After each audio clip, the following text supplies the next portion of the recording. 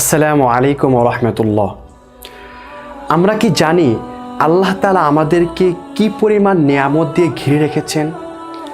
আল্লাহ তাআলার নিয়ামত সম্পর্কে ধারণা পাওয়া যায় এই আয়াতটির মাধ্যমে। ওয়া ইন তাউদ্দু নি'মাতাল্লাহি লা তুহসুহা। যদি তোমরা আল্লাহর নিয়ামতসমূহ গণনা করো তাহলে গণনা করে শেষ করতে পারবে না। বর্তমান যুগের দিকে তাকালে আমরা দেখি প্রায় সবাই নিজের অবস্থানে আফসোস করছে, হতাশায় ডুবে আছে। এর কারণ হলো মানুষের আশা আকাঙ্ক্ষার তুলনায় তাদের সক্ষমতা এবং অর্জিত বস্তুর পরিমাণ বেশ কম। তাই আমাদেরকে এই হতাশার স্রোতে গা ভাসিয়ে দিলে চলবে না, আমাদেরকে মূলে ফিরে আসতে হবে। মনে রাখতে হবে অবস্থা যতই খারাপ হোক না কেন, বিপদ আপদ যতই বেড়ে যাক না কেন, আমাদেরকে আল্লাহ তাআলা এমন কিছু দিয়েছেন যার জন্য আমাদের তার প্রতি কৃতজ্ঞ হওয়া উচিত। আমাদের অন্তরে যে ঈমান রয়েছে তাকে আল্লাহর দেওয়া নিয়ামত নয়। না চাইতেও আল্লাহ তাআলা আমাদের দৃষ্টিশক্তি দিয়েছেন, শোনার জন্য দুটি কান দিয়েছেন, একাকিত্ব ঘোচাতে আত্মীয় স্বজন ও বন্ধুবান্ধব দিয়েছেন। এসবই আল্লাহ তাআলার দেয়া নিয়ামত। শুধু তাই নয়, আমরা ভুল করলে তাওবার সুযোগ পাই, ভালো মানুষ হলে আরও সৎ কাজ করার সুযোগ পাই। এসবই আল্লাহ তাআলার দেওয়া নিয়ামত। তাই আমাদের কৃতজ্ঞ হওয়া ছাড়া কোনো উপায় নেই। কৃতজ্ঞতা আল্লাহ তাআলার নৈকট্য অর্জনের মাধ্যম। আল্লাহ যে তার বান্দাকে কৃতজ্ঞতা প্রকাশের সুযোগ ও সামর্থ্য দিয়েছেন, এটি বরং আরেকটি নিয়ামত। এই নিয়ামতই দ্বিতীয়বার কৃতজ্ঞতা প্রকাশের দাবি রাখে। তাই কৃতজ্ঞতাকে আনন্দ, সন্তুষ্টি এবং প্রশান্তির উৎস বানিয়ে নিতে হবে।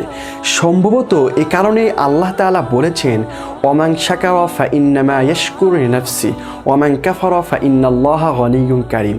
যে কৃতজ্ঞতা প্রকাশ করে সে নিজের কল্যাণের জন্যই করে, আর যে অকৃতজ্ঞ হয় সে জেনে রাখুক যে আল্লাহ তাআলা অভাবমুক্ত দানশীল। আমরা এমন অনেক মানুষকে চিনি যারা বিরতিহীনভাবে অভিযোগ করে যায়, কখনোই ক্লান্ত হয় না। তাদের সাথে বসলে মনে হয় যে তারা কোনো কিছুতেই তৃপ্তি পাচ্ছে না, সব ব্যাপারেই তারা অসন্তুষ্ট। এমন এক বেদনার উৎস যার কোনো শেষ নাই। এ প্রজাতির লোকেরা উপযুক্ত কারণ ছাড়াই বিরক্তি আর কষ্টে জর্জরিত থাকে। এ কারণেই যারা আমাদের উপকার করেছে তাদের উপকারের প্রতিদান স্বরূপ আমাদের কৃতজ্ঞতা প্রকাশ করা। এর মাধ্যমে অন্তর বিষণ্ণতা থেকে মুক্তি পায়। আমাদের যখন কাউকে জিজ্ঞাসা করা হয় কেমন আছো, তখন যেন আমরা বলি যে আমি আল্লাহ তাআলার নিয়ামতের মাঝে ডুবে আছি, অথবা আমি সবচেয়ে ভালো আছি।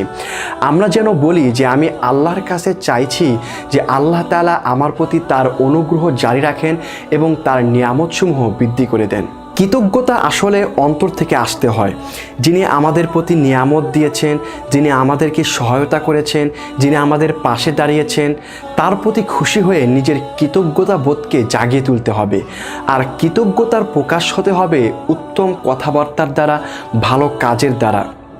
তাই কেউ যদি আপনার উপকার করে তাহলে তার প্রশংসা করুন, আর এমনভাবে প্রশংসা করুন যাতে বোঝা যায় যে আপনি মনের গভীর থেকেই বলছেন। প্রয়োজনে তার উপকারের মাধ্যমে কৃতজ্ঞতা প্রকাশ করুন। প্রতিটি নিয়ামতের জন্যই কৃতজ্ঞতা প্রকাশের উপযুক্ত উপায় আছে। আমাদের এই উপায়গুলো শিখতে হবে, আর এটি শিখতে উঁচু মাপের একটি সংবেদনশীল মন থাকা প্রয়োজন। সৃষ্টির উপকারের মাধ্যমেই মূলত সৃষ্টিকর্তার কৃতজ্ঞতা প্রকাশ করা হয়। তাই আসুন আমরা নিজ পরিবারের উপকার করি। কৃতজ্ঞতা প্রকাশের সূচনা হোক পরিবার থেকেই। আল্লাহ তাআলা এর উত্তম প্রতিদান দান করবেন। আসসালামু আলাইকুম ওয়া রাহমাতুল্লাহ।